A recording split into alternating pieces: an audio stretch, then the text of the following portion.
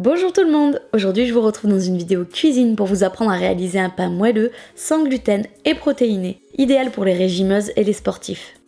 Nous aurons besoin de 2 ingrédients seulement, à savoir de la farine de sarrasin qui est une farine au goût léger, sans gluten, à 13 g de protéines pour 100 g, et 6 blancs d'œufs qui contiennent de leur côté 12 g de protéines pour 100 g. Enfin, une pincée de sel si vous tenez à relever le goût de votre pain, autrement ce n'est pas indispensable. La réalisation de ce pain, elle est simple. Il vous suffit dans un premier temps de séparer vos blancs d'œufs de vos jaunes. Afin de ne pas gaspiller vos jaunes, tâchez de leur trouver un moyen de recyclage, en faisant un shampoing par exemple, ou bien en nourrissant la terre de votre jardin. Pour ma part, j'ajoute une belle pincée de sel pour éviter que le pain soit trop fade, et pour aider les blancs à l'étape suivante, qui va être de les monter en neige.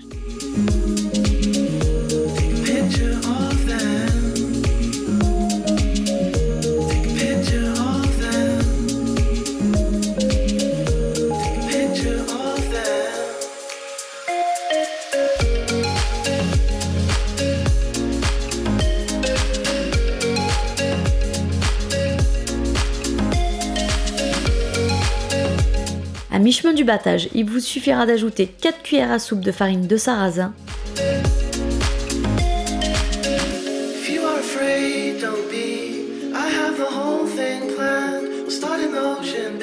avant de relancer le battage jusqu'à ce que tout soit homogène.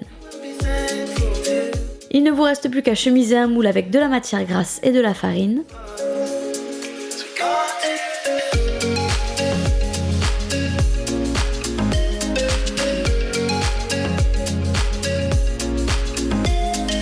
Et de couler la pâte dans le moule qui de préférence devra être un moule profond plutôt qu'un moule à gratin comme vous le voyez à l'écran, puisque ce pain n'est pas un pain qui gonfle. Mais ayant prêté mon moule profond, je me suis arrangée avec ce que j'avais.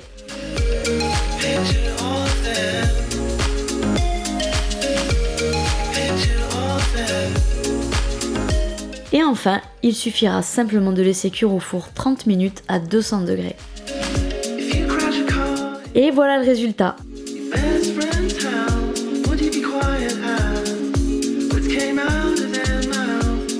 Un pain très similaire au pain de mie et extrêmement moelleux.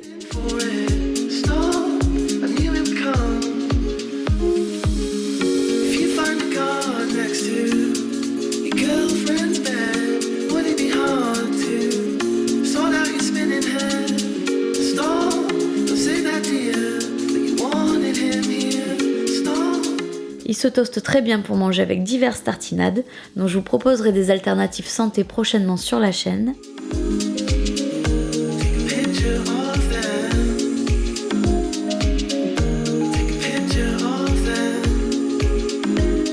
Afin de le conserver au mieux, je vous suggère de le trancher au format tartine et de le placer dans un sac de congélation afin de le ressortir au besoin. De cette façon-là, il n'y aura pas de gaspillage.